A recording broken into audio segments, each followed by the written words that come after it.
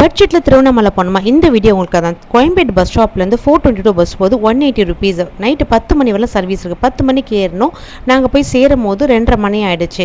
ராஜகோபுரத்தில் கற்பூரமும் தேங்காய் உடைச்சு கிரிவலத்தை ஸ்டார்ட் பண்ணோம். முதல் லிங்கமான இந்திரலிங்கத்தையும் தரிசனம் பண்ணோம்.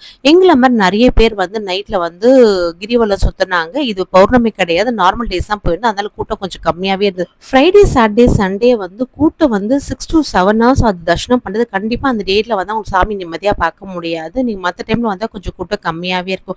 7 மணிக்கு எங்களுக்கு ஈசான லிங்கத்தோட எங்களோட கிரிவலம் முடிஞ்சது. நாங்க 7 மணிக்கு சாமியை தரிசனம் பார்க்க நின்னோம். திருப்பதி மாதிரி சுத்தி 3 மணி நேரம் தரிசனம் பார்க்கறதுக்கு நின்னோம். கியூல நின்றுட்டு சாமியை பார்த்துட்டு வெளியே பிரசாதம் கொட்டு தனியா வச்சிருந்தாங்க. நாங்க அங்க சாப்பிடல.